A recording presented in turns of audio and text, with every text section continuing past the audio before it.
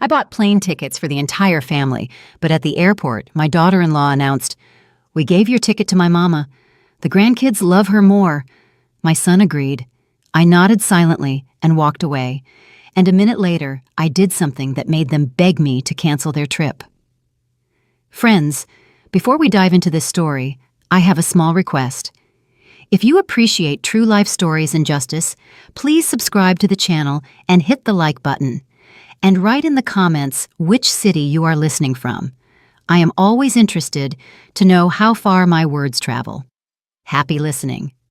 Hartsfield-Jackson International Airport was buzzing like a disturbed beehive. This sound always had a dual effect on me. On one hand, the anticipation of flight. On the other, a light, barely perceptible anxiety common to people of my age who are used to controlling every little detail. I stood slightly away from the check-in counter, clutching a leather folder with documents to my chest. Inside lay 5 passports and printouts that had cost me half a year's profit from my modest investments. The Maldives, Azure Bay. Not just a hotel, but a private, closed club resort. I had been planning this for 6 months.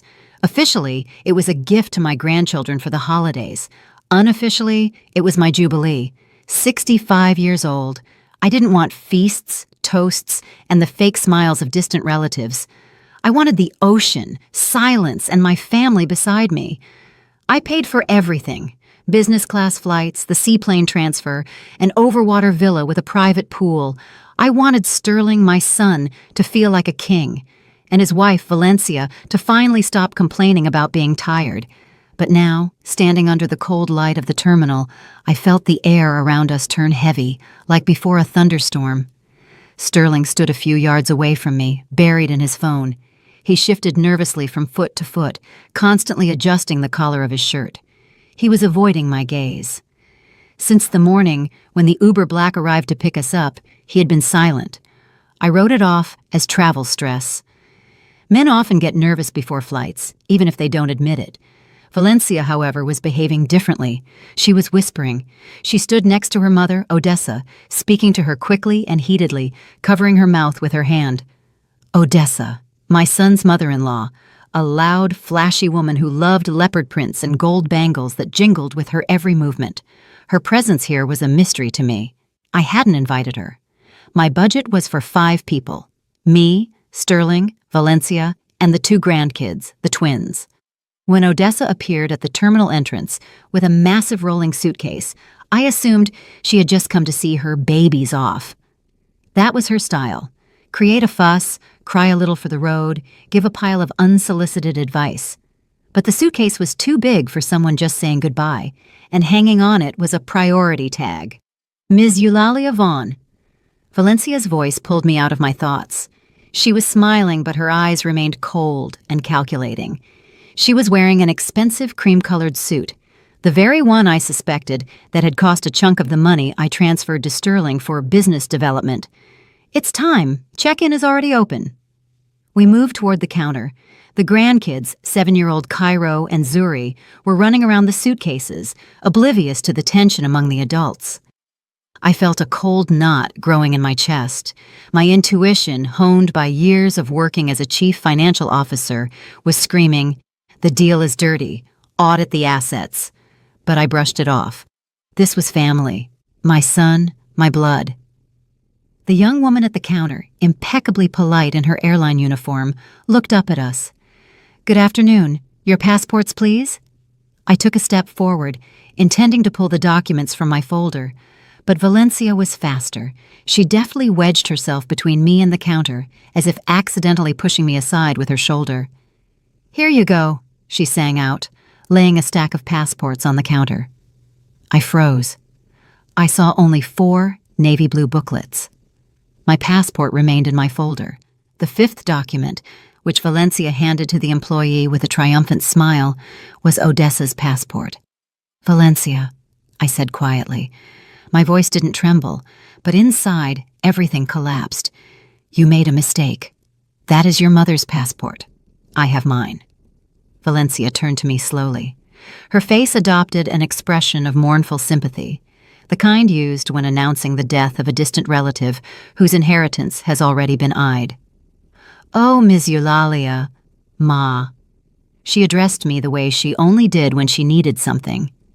We talked it over. Basically, we decided it would be better if Odessa came along. The terminal was noisy. They were announcing boarding for a flight to Dubai. Someone laughed. A child cried. But for me, a vacuum of silence descended. "What do you mean better?"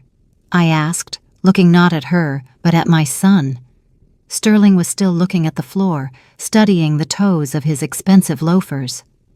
"But surely you understand?" Valencia lowered her voice, pretending to care about my reputation. "The flight is long, 14 hours. Your blood pressure.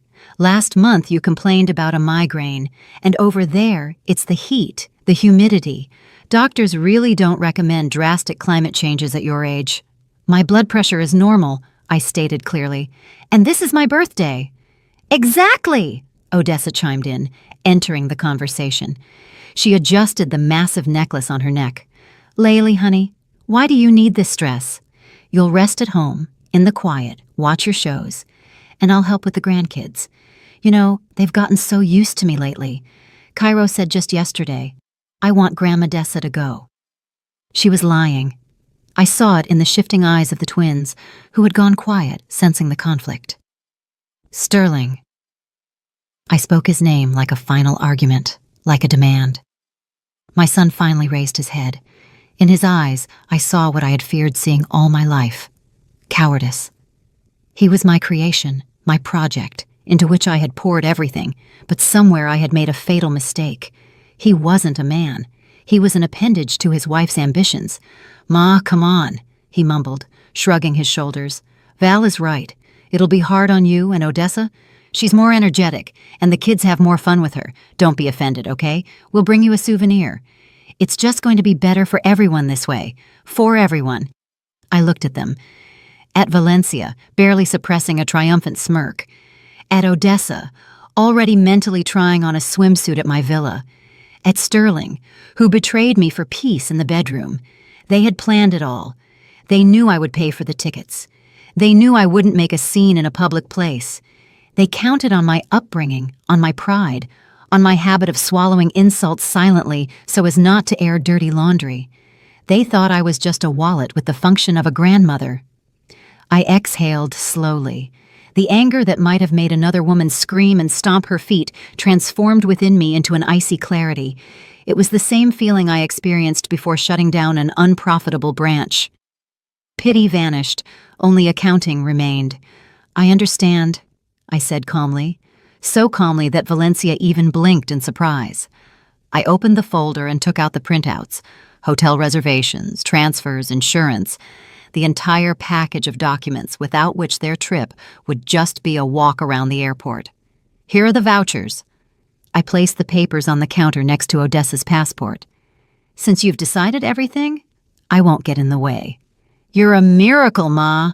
Sterling exhaled with relief and even leaned in to peck me on the cheek, but I took a barely noticeable step back. "Have a good flight," I said. I turned and walked toward the exit. I heard Valencia giggle behind my back. "See, I told you. She'd understand everything. Old folks need their rest." I walked through the crowd. My back was straight as a guitar string. The glass doors parted before me, letting in the cool Atlanta air. I didn't call an Uber. Instead, I took out my phone.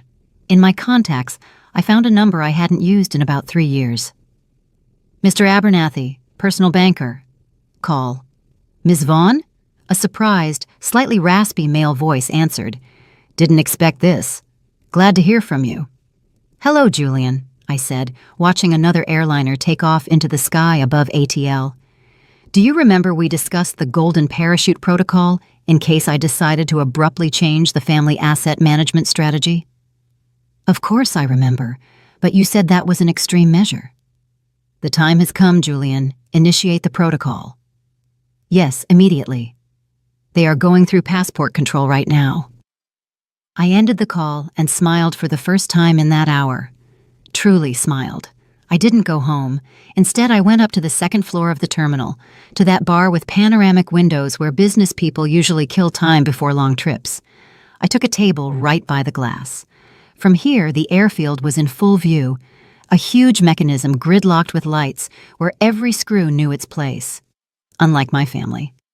"Double Hennessy," I told the waiter who approached. He glanced briefly at my severe gray coat, nodded, and vanished.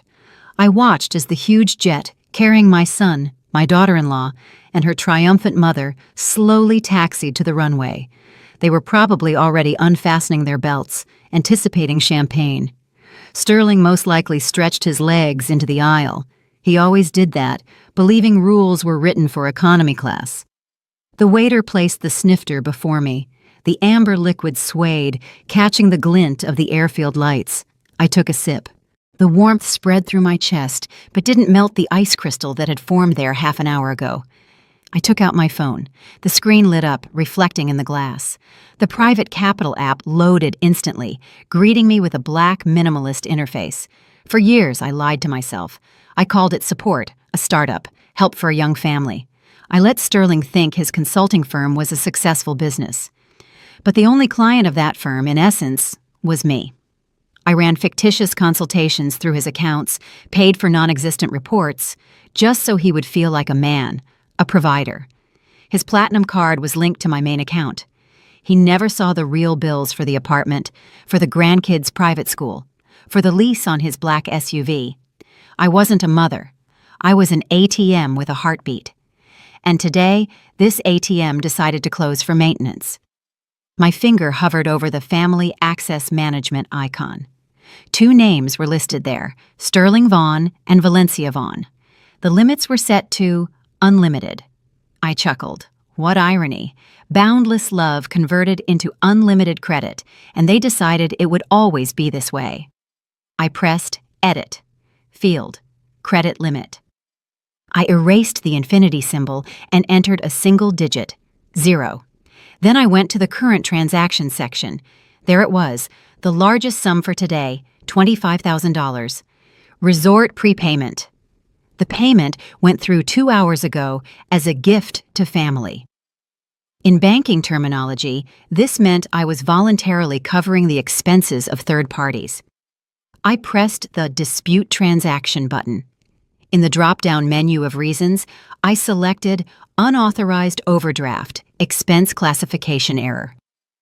The system issued a warning. Attention.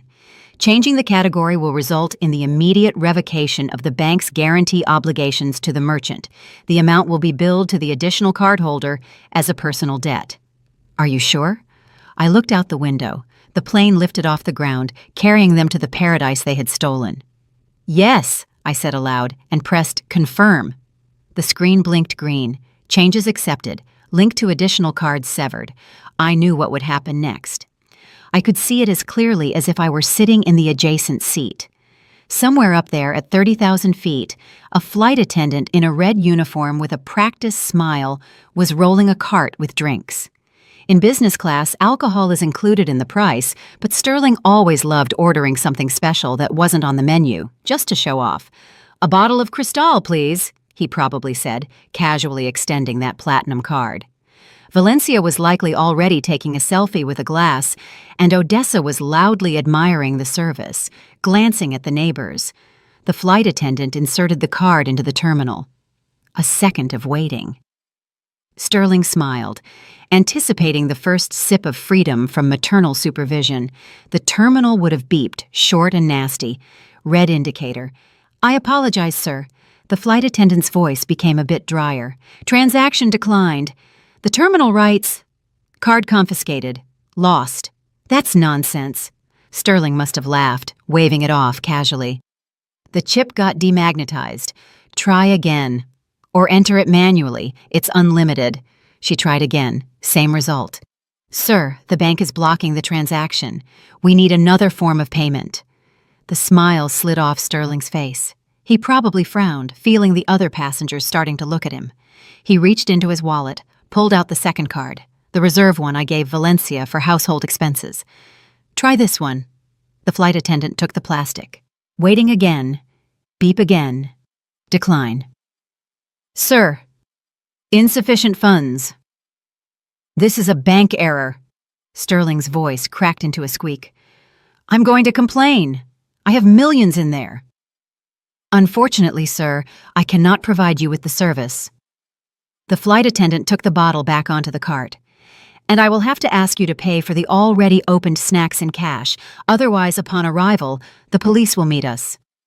I finished the cognac in one gulp, feeling the harshness of the alcohol finally match the harshness of my intentions. The plane turned into a small dot in the sky. Their flight had only just begun, and they were already falling.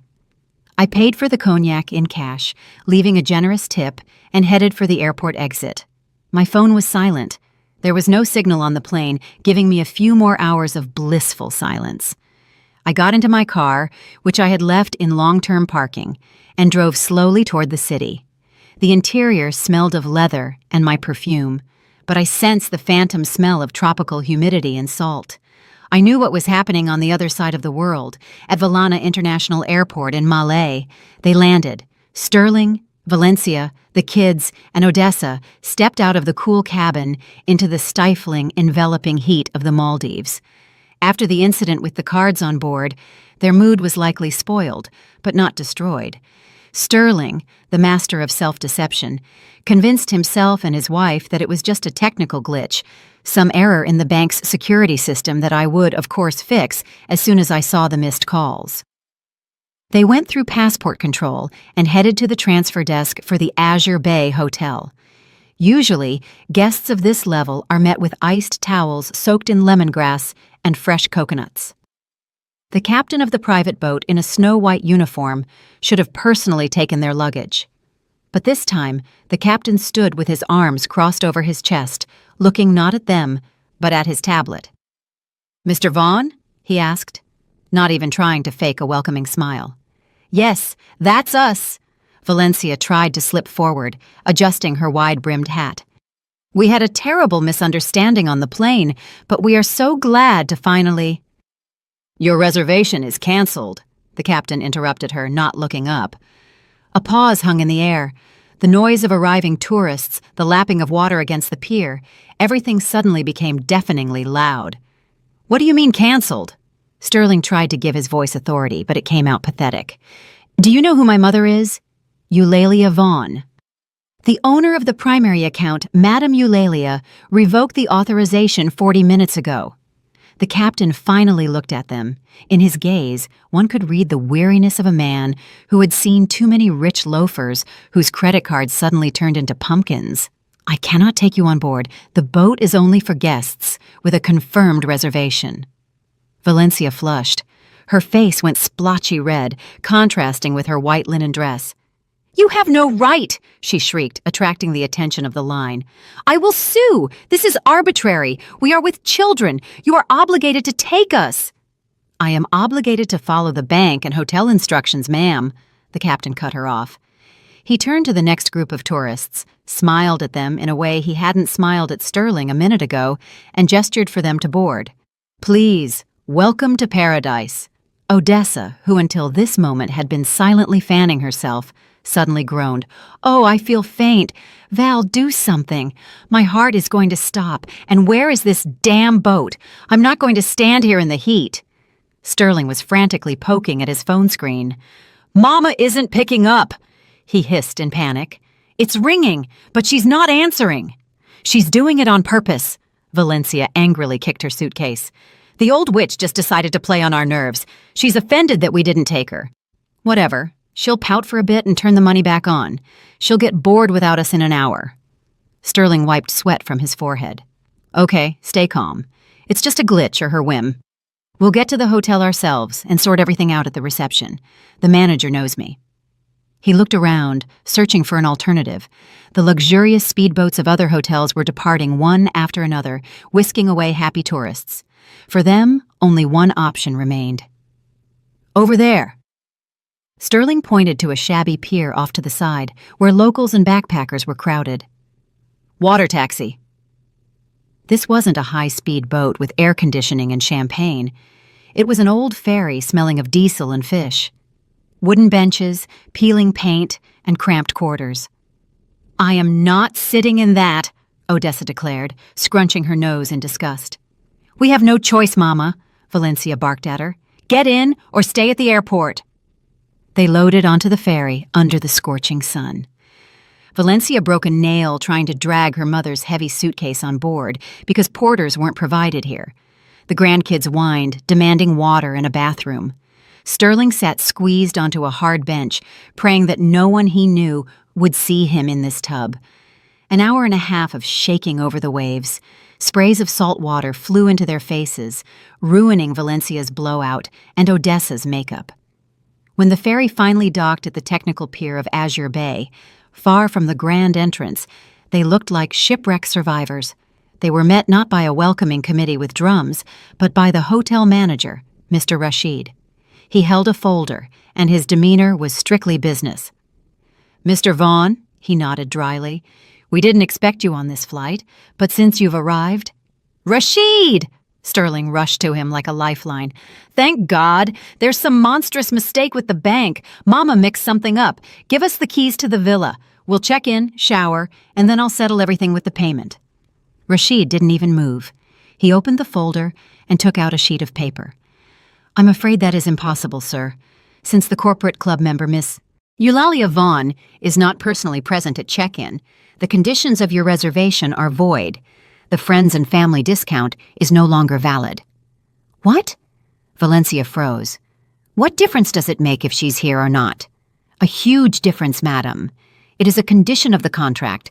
Without her, you are regular guests off the street, and considering the high season—" Rashid paused as if savoring the moment. "The accommodation cost has been recalculated at the current rate. That is $3,000 a night. Payment up front for the entire stay." "3,000?" Odessa's eyes popped out. "That's robbery." "And one more thing," Rashid added, ignoring Odessa's wails. "Your overwater villa has already been given to other guests who made a prepayment. We have only 2 standard rooms left with a view of the garden, next to the generator." Sterling went pale. He stood on the pier in a shirt soaked with sweat, listening to the hum of the generator in the distance, and for the first time, it seemed, began to understand that this whim of his mother's might cost him much more than just a spoiled mood. "But we don't have that kind of money with us," he whispered. Rashid smiled politely but coldly. "Then I can suggest you wait for the return ferry. It will be tomorrow morning." At that moment, I was parking my car at my home in Buckhead. The silence of the suburban evening was exactly the medicine I needed. I knew the phone in my purse was about to start exploding with messages, but I wasn't in a hurry to take it out. First, mint tea and repotting the ficus. It had been cramped in the old pot for a long time, just like me. I entered my empty house, kicked off my heels, and felt the hardwood floor cool my feet. It was a pleasant sensation, the feeling of a home that now belonged only to me. No childish screams, no complaints from Valencia, no TV eternally turned on by Sterling. I went into the kitchen, put the kettle on, and took out a bag of soil. The ficus in the corner of the living room truly looked depressing. Roots were already protruding, demanding freedom. While the kettle was boiling, I took the phone out of my bag. The screen lit up, illuminating the semi-darkness of the kitchen. 37 missed calls, 12 voicemails, and an endless string of texts in the messenger. I opened the chat with Valencia. The messages flowed in a continuous stream of hysteria, all caps with a bunch of exclamation marks. "Mama, what are you doing? They won't check us in. They want $40,000 deposit. We don't have that money on the cards. You blocked everything. The kids are crying. Mama, you are torturing the grandkids. Pick up the phone immediately. Odessa is having a heart attack." I chuckled. A heart attack hadn't stopped Odessa from demanding the business lounge an hour ago. I took a sip of tea, then opened the photo gallery on my phone, found the photo of the contract I signed 6 months ago when buying the tour. That specific clause in fine print on the 3rd page. I took a screenshot, circled the phrase non-refundable and non-transferable in red marker, and sent it to Valencia, followed by a short message. "Sweetie, the ticket was in my name. You decided to use it differently. Now you manage your vacation yourselves. Have a pleasant evening, sweetie." I put the phone down, but not to calm down. I was just getting started. The ficus would wait. Now I needed to uproot larger weeds. I sat at my laptop. I knew the password to the family cloud by heart, although Valencia was sure I didn't even know how to use it. To them, I was a grandmother with a flip phone soul, even though I was the one who set up their entire home network. In the documents folder, I found what I was looking for. Scanned copies of property deeds, an office in Midtown Atlanta, 1,200 square feet. A prestigious business center, panoramic windows, oak furniture. Sterling called it the headquarters of his consulting empire. He loved bringing friends there, treating them to whiskey, and discoursing on market trends. But in the owner column stood my name, Eulalia Vaughn. I bought this office 5 years ago. When Sterling decided to start his business, I put it in my name, telling my son, "Let this be your insurance, but legally it's safer this way." He didn't even argue then. He was too busy choosing a leather director's chair. Next to it lay the scan of the title to his black Escalade, also mine. I opened my email. A letter to my attorney was already sitting in drafts. I attached the documents and pressed send. The text was short and dry. Dear Mr. Roberts, please prepare documents for the transfer of ownership of the property at address and the vehicle to Real Estate LLC for subsequent urgent liquidation. You have the power of attorney for the sale. Act immediately. Eulalia. This wasn't just a blow to the wallet. It was a blow to Sterling's identity. Without the office, he was nobody. Without the car, he was a pedestrian. His entire life was a decoration built on my foundation. And I had just pulled out that foundation. I picked up the phone and typed a message to my son. Sterling, I've been thinking. At my age, one needs to simplify life, get rid of excess ballast. I decided to sell the office. Since you are such a successful businessman, you can surely rent something suitable yourself or work from home. You have 24 hours to move your personal belongings. Then the locks will be changed. Eulalia. Send. And now let's transport 6,000 miles south. Sterling stood in the hotel lobby, trying to catch a weak signal from the local Wi-Fi. Chaos reigned around him. Valencia was screaming at Rashid, demanding to speak to upper management. Odessa sat on a suitcase, fanning herself with a brochure, loudly proclaiming that such a mess never happens in Jamaica. The children, tired and hungry, were tugging at their father's pant leg. "Daddy, we want to eat. Daddy, when are we going to the pool?" Sterling swatted them away like annoying flies. His phone beeped. He opened the message, read it. His face, already pale from stress, turned gray, earthy. "What is it?" Valencia, noticing the change in his face, stopped mid-sentence. "She transferred the money?" Sterling looked up at her. In his eyes was not just fear. There was the panic of a man who suddenly realized he is standing on the edge of a precipice with no parachute on his back. "The office," he wheezed. "She's selling the office." "What office?" Valencia didn't understand. "Your office?" "It's not mine, Valencia," suddenly he screamed, breaking into a squeal. "It never was mine. She put everything in her name. And the car, too. She writes that she is selling it all to realtors right now." "Are you an idiot?" Valencia snatched the phone from him. "How could you let her put everything in her name? You said you were the owner." "I thought it was a formality. She's my mother." "Mother?" Valencia threw the phone at his chest. "Your mother is a monster. She is destroying us. Do you realize that without the office, they won't give you that loan for expansion? You have the office as collateral for the new project." Sterling grabbed his head and slid down the wall to the floor, right onto the marble tiles of the lobby.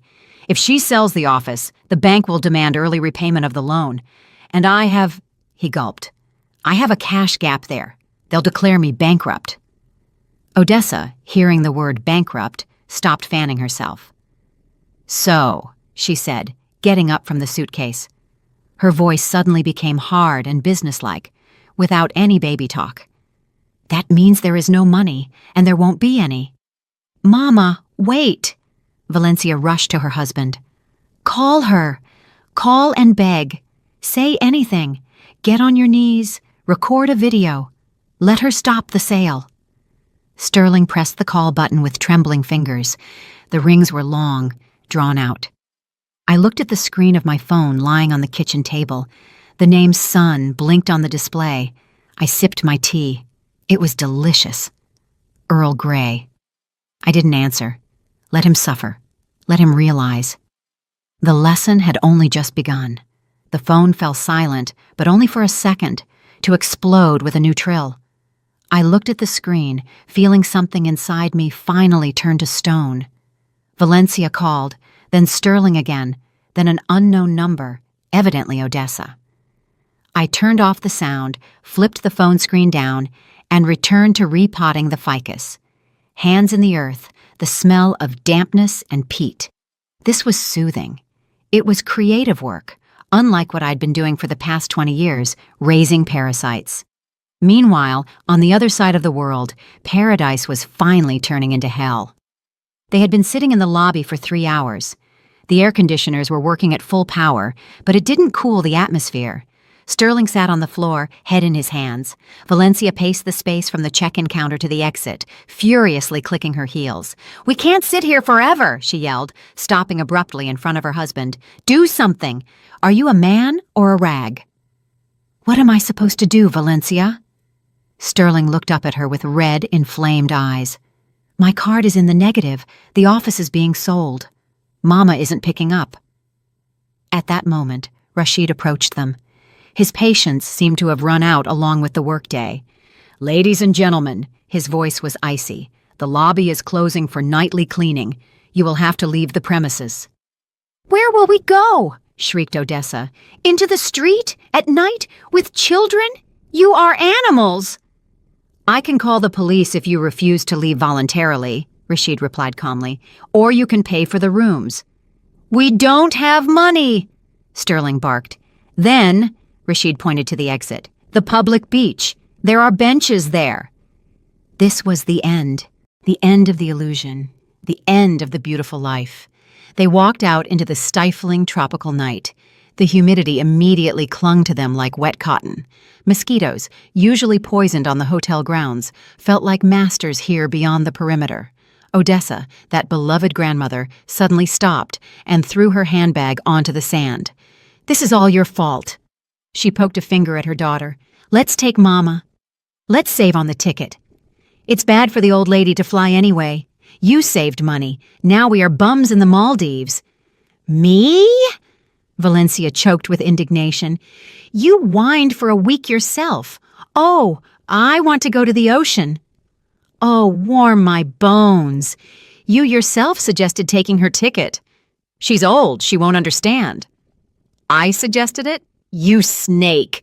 Odessa stepped toward her daughter. "You were always greedy, just like your father. I warned you. Don't anger the mother-in-law until she rewrites the will. And you? She's a sucker. She'll swallow everything." She swallowed it all right. The children, Cairo and Zuri, sat on the suitcases and cried quietly. They wanted to eat, sleep, and go home. They didn't understand why the adults were screaming, and why Grandma Dessa, who always gave them candy, now looked like the evil witch from a fairy tale. "Shut up, both of you," Sterling yelled. He raised his voice at his mother-in-law for the first time in his life. "You both drove me to this. You made it all up. I said don't touch Mama's ticket." "You said?" Valencia laughed, and that laugh was scary. "You stood there and mooed like a calf. Yes, Mommy, it'll be better this way. You're a coward, Sterling. You're just a zero without Mommy's money." She hit the mark, and he knew it. Sterling snatched his phone. He dialed my number again, but this time he didn't wait for the rings. He recorded a voice message. I listened to it 10 minutes later when I finished with the flour and washed my hands. His voice trembled, breaking into sobs.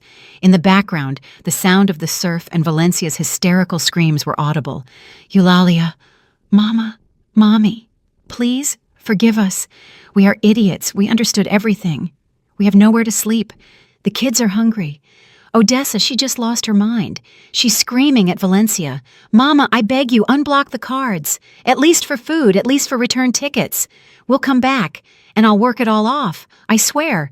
Cancel the sale of the office. I'll perish without it. Mama, we are family." I sat in the kitchen, looking at the dark window. Family. A beautiful word.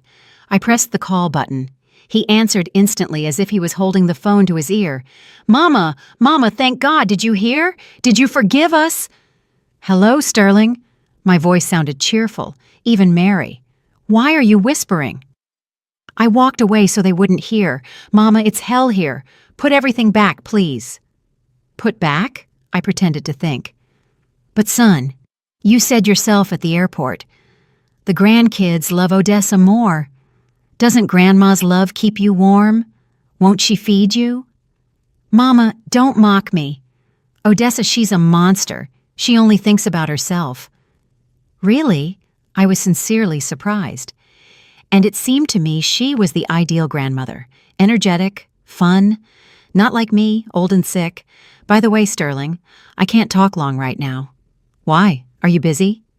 What can you be busy with at 2 a.m.? I'm meeting with a realtor, I lied, although the meeting was scheduled for the morning, but for him, it sounded scarier than any truth. We have an urgent deal. A buyer for my office was found very quickly. He offers a good price for urgency. No, Mama, no, don't sell. This is the end. This isn't the end, Sterling. This is the beginning of your independent life. You always wanted to be independent. Here is your chance. Mama, how will we get back? We don't have return tickets. You canceled them. Well, Odessa is an inventive woman. Let her come up with something. Maybe she can sell her gold trinkets. They are heavy, surely. Mama. Good night, son. Or good morning. I got confused with the time zones. Oh yes, say hello to Valencia. Tell her I appreciated her concern for my blood pressure. It is perfect right now. I hung up. My heart beat evenly. My hands didn't tremble. I felt a strange lightness, as if I had thrown a backpack of stones off my shoulders that I had been dragging for years. They were there on the beach, devouring each other like spiders in a jar. And I was here in silence, drinking tea and planning tomorrow. And in this plan, there was none of them. I went to bed, but sleep didn't come. Not because of conscience. It was cleaner than ever. Just adrenaline, the same kind that drove me forward all the years of building a career, was bubbling in my blood again. I knew the morning show would be even more interesting.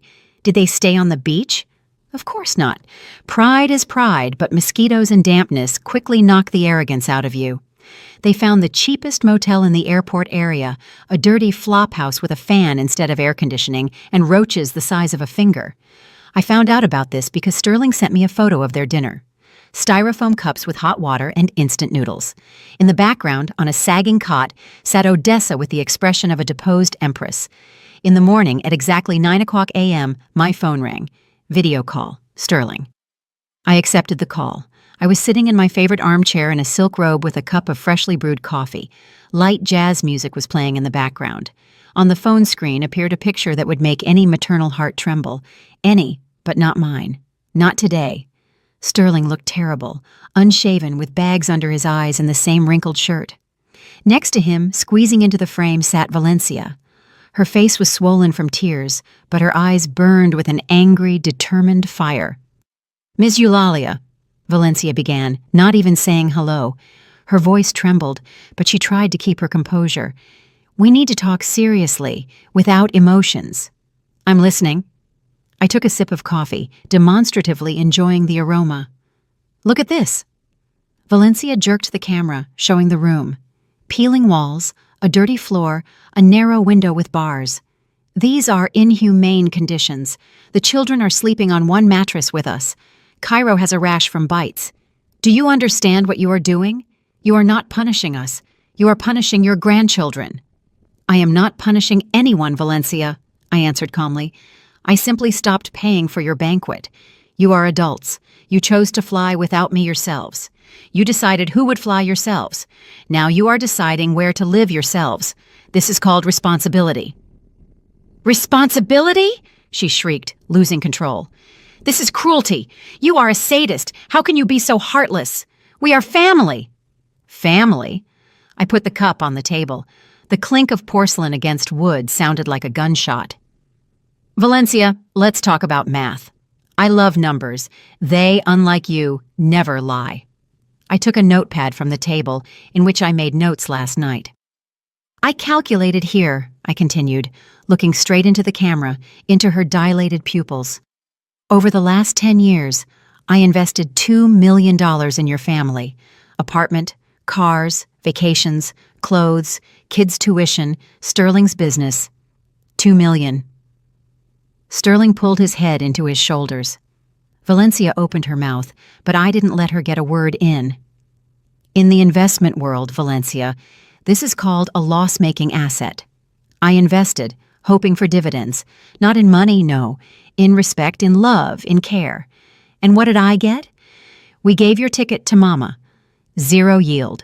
Total default. It's all money, Valencia interrupted. You measure everything in money. What about feelings?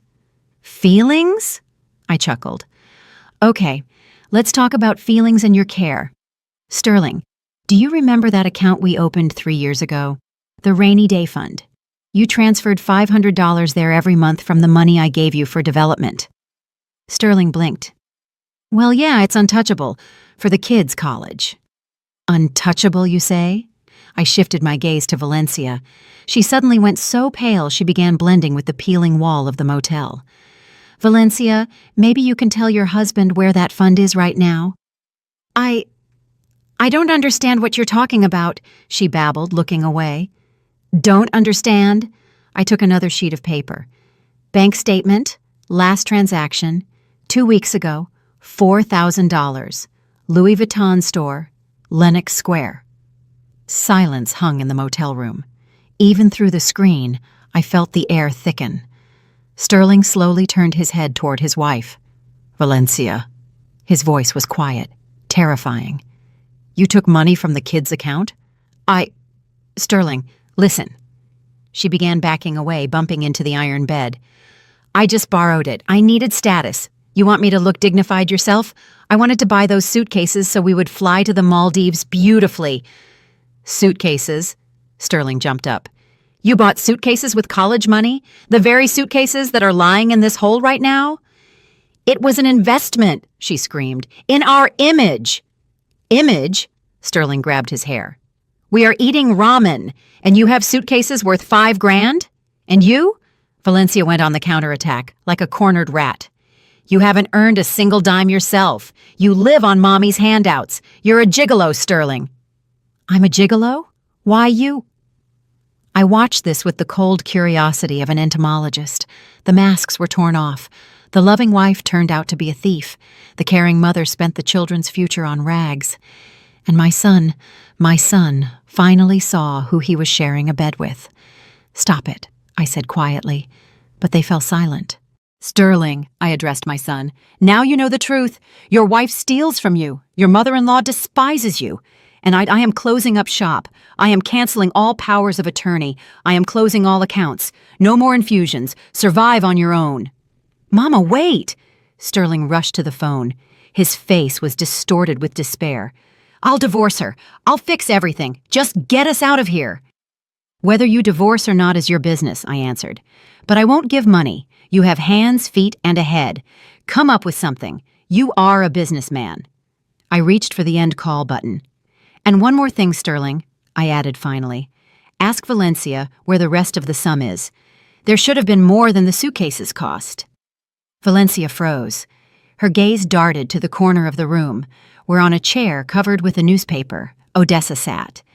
The same Odessa who was now suspiciously quietly chewing a sandwich, trying not to attract attention. Mama, whispered Valencia, you said you needed money for teeth. Odessa choked. I pressed end call. The screen went dark. I leaned back in the armchair. The puzzle came together. Valencia stole from Sterling and me, and Odessa stole from Valencia, a cycle of parasitism in nature. And I had just cut off their oxygen. Now they would start eating each other for real. I didn't even have time to finish my coffee before my phone came to life again. But this time it wasn't a call. It was a notification from Julian. Ms. Vaughn, they went for broke. Check YouTube. Link attached. I opened the link. Valencia appeared on the screen. She was sitting against the background of the peeling motel wall, disheveled, with tear-stained eyes, clutching a frightened Zuri to herself. The video was titled, Monster Instead of Grandma, How Mother-in-Law Left Grandkids to Die on the Street. Help us, sobbed Valencia into the camera, wiping tears with her sleeve. We are stuck in the Maldives. My mother-in-law, Eulalia Vaughn, a well-known financier in Atlanta, tricked us here and blocked all cards. She wants us to starve to death. Look at these children. They haven't eaten properly for 2 days. She is taking revenge on us because we brought my elderly mom along. People, I beg you, spread this video. Let everyone know what a monster she is." She moved the camera to Odessa, who immediately adopted the pose of a dying swan, clutching her heart. "I just wanted to see the ocean before I die," croaked Odessa, and she destroyed us. The video had already gathered 10,000 views. Comments poured in like hail. "Horror! Punish the witch! Poor babies!" I felt blood rush to my face. Not from fear, from fury. They decided to play dirty. They decided to use children as a shield. They thought public opinion would force me to surrender. They forgot who I am. I am not a dandelion grandmother. I am a CFO who survived the corporate wars of the 90s. I know how to take a hit. I dialed Julian. "Did you see?" I asked as soon as he picked up the phone. "Saw it. We are already preparing a response. We have all the statements, all the chat logs, the screenshot of the non-refundable ticket contract you sent them. And by the way, the footage from the airport cameras where Valencia hands over your passport. I know the head of security there. He helped." "Publish it," I said. "Everything with numbers. Let people see not emotions, but accounting." An hour later, Julian posted a response video on my former firm's official page and sent a press release to all major blogs like The Shade Room that had managed to repost Valencia's hysteria. The headline was simple: "The price of free cheese, expense report." There were no tears in the video. There were dry facts, slides with bank statements. Son's family monthly allowance, $5,000, purchase of tickets to Maldives, $15,000, gift. Attempted ticket theft at the airport, video fact, theft of money from children's account by Valencia Vaughn, handbags, cosmetics, $4,000. And the final chord, a screenshot of my message to Sterling proposing to sell the office, to which he responded with curses. The bombshell effect was instantaneous. Commentators who an hour ago wished me death now turned their pitchforks in the other direction. "So she's a thief. Granny Odessa is faking it, living it up on Grandkids' money. Ms. Vaughn, you are a saint for tolerating them so long. Kick them to the curb." Meanwhile, in the motel in the Maldives, the final scene of this tragicomedy was playing out. Sterling, inspired by despair, tried to hack into his business security system to withdraw at least some money from the company accounts. He hoped I hadn't managed to block everything. He sat with the laptop on his knees, sweaty, with a wild look. Come on," he whispered, entering the admin password. The screen blinked red. Access denied. Account blocked by Founders Initiative. Administrative investigation underway regarding attempted unauthorized access. "No!" He punched the keyboard. Keys flew in all directions. "She closed everything! Everything!" Valencia, who was reading new comments under her video, dropped her phone. "They hate us," she whispered. "Sterling, they are writing that I am a thief. They are writing that Odessa is a scammer." Odessa, hearing her name, suddenly stopped feigning a heart attack. She got up from the bed. Her face was calm and focused. She went to her suitcase and started quickly looking for something in a hidden pocket. "Mama?" Valencia looked at her with hope. "Do you have a plan?" "I do," grumbled Odessa, pulling out a thick envelope. She opened it.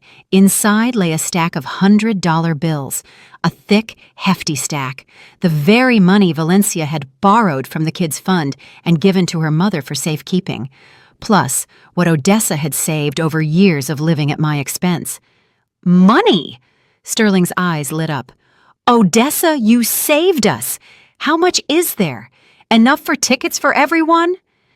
Odessa looked at her son-in-law, then at her daughter. In her gaze, there was neither love nor pity, only the cold calculation of a survivor. "There's 3,000 here," she said. "Just enough for one economy class ticket, the nearest flight. For one." Valencia froze.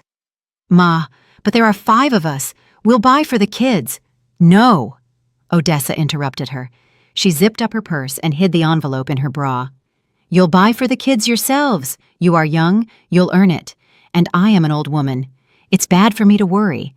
I am flying out." You are leaving us?" Valencia couldn't believe her ears. "Mama, you are abandoning the grandkids? You screamed that you loved them more than life. Love is love, but looking out for number one is more important. Odessa cut her off. And anyway, Valencia, this is all your fault. Shouldn't have angered the mother-in-law. You brewed the porridge, you eat it. She grabbed her suitcase and headed for the door. Stop! Sterling rushed at her. Give the money. That is stolen money. That is my children's money. Odessa deftly dodged and stuck out a hand with long, sharp nails. Don't come near me, son-in-law. I'll scream. I'll say you beat me. The police here are strict. Want to go to a foreign prison? Sterling recoiled. He knew she would do it. Odessa walked out of the room, slamming the door. A minute later, they heard her haggling with a taxi driver on the street. Valencia slid down the wall to the floor and howled. Not cried, howled like a beaten dog. Sterling stood in the middle of the room, looking at the closed door, and realized that the bottom, which he thought they reached yesterday, turned out to be false. The real bottom was here.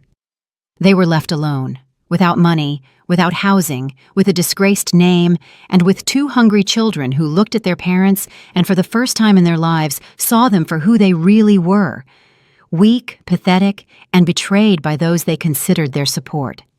And at that time, I was looking at the laptop screen where the reputation index graph of my family collapsed into the negative zone, and I didn't care. I was already booking myself a table at a restaurant for one. 2 weeks passed. I stood at the Atlanta airport terminal again. But this time, the air seemed different to me. It didn't smell of anxiety and obligations, but of expensive perfume and freedom. I was wearing a snow-white pantsuit and a wide-brimmed hat, hiding my eyes from curious glances.